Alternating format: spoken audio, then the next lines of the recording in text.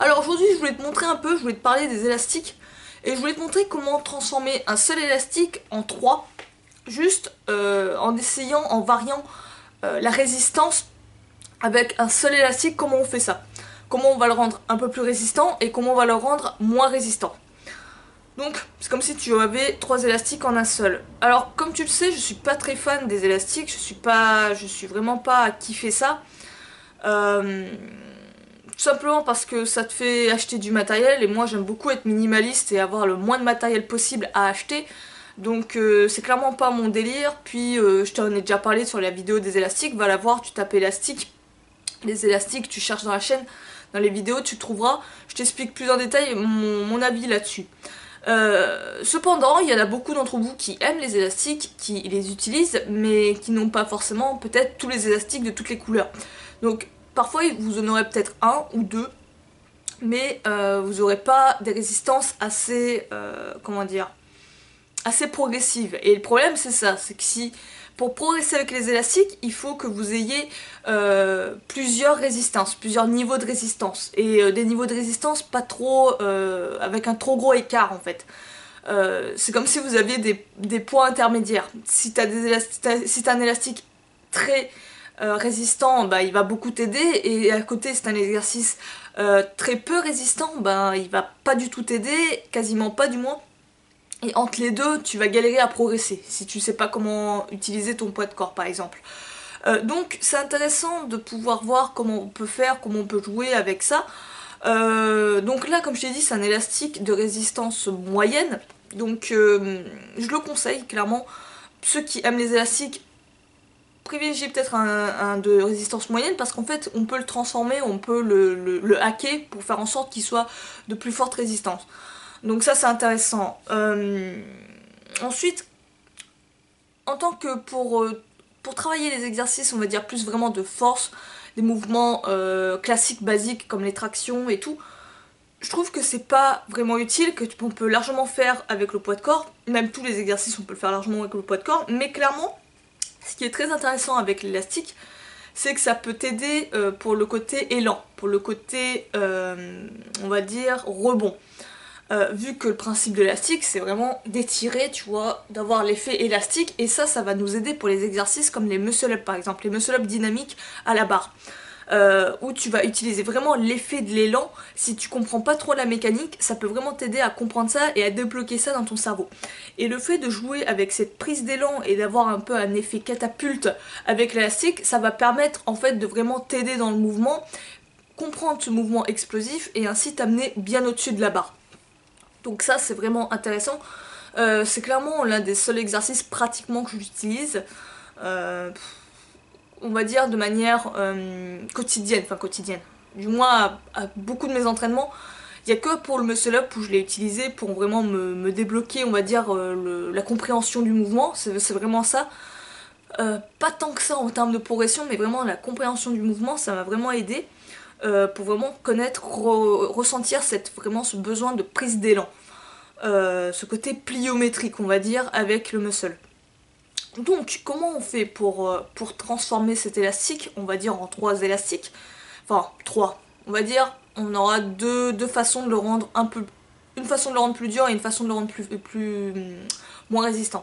Donc la première solution c'est tout simplement quand tu l'accroches à la barre, donc là imagine c'est ma barre.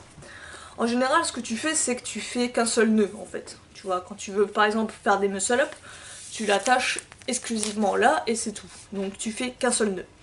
Donc là, ça te fait la résistance classique de l'élastique. Pour rendre l'élastique plus résistant, il suffit tout simplement que tu fasses une autre boucle, enfin, que tu repasses on va dire, comment on peut appeler ça? J'ai les termes en scientifique, tu sais, pour les nœuds.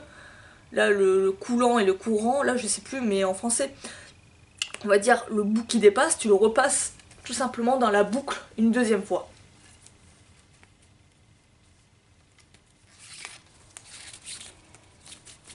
Voilà, en gros ça te fait deux nœuds en un.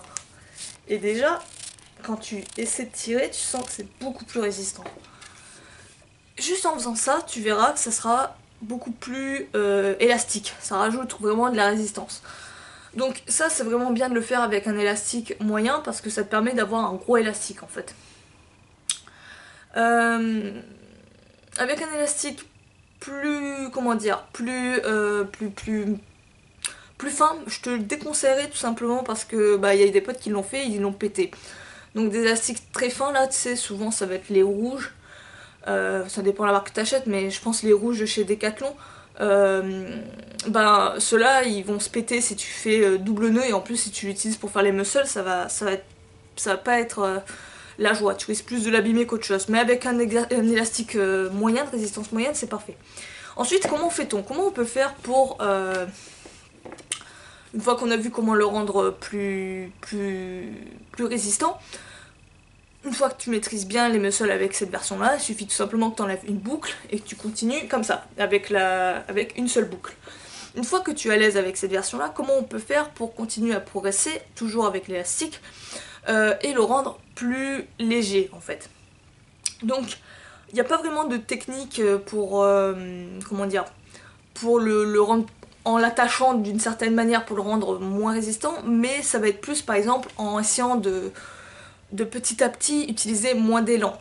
C'est-à-dire que quand tu utilises l'élastique, tu vas beaucoup utiliser l'élan pour monter au-dessus de la barre.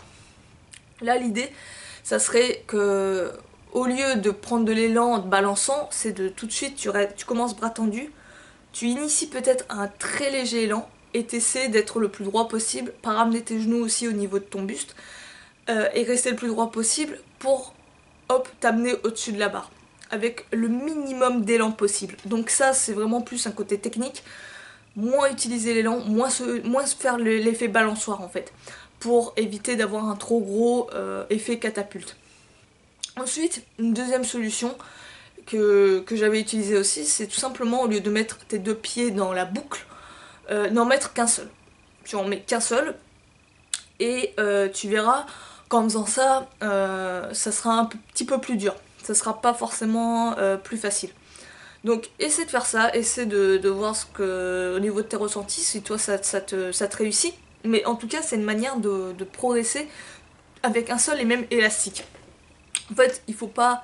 ce qui est bien c'est de réfléchir à des manières de détourner les exercices, enfin les instruments surtout, le matos que tu utilises pour te permettre de toujours avoir une mini progression et toujours progresser séance après séance. Si à un moment donné tu stagnes avec un matériel, c'est chiant. Il faut absolument que tu trouves une manière de progresser. Donc il faut que tu sois ingénieux et que tu détournes ton matos. Ça, j'espère que ça t'aura aidé. Tu me diras ce que t'en penses d'ailleurs en commentaire, si tu as eu l'idée, si tu as pratiqué cette méthode. En tout cas, si tu utilises les élastiques pour le muscle up, tu peux l'utiliser d'ailleurs cette méthode pour plein d'exos. Si tu utilises l'élastique pour d'autres exercices, je pense que ça pourra aider également.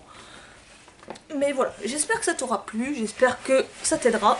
Sur ce, moi, je vais te laisser. Tu me dis si t'as des questions, des suggestions en commentaire.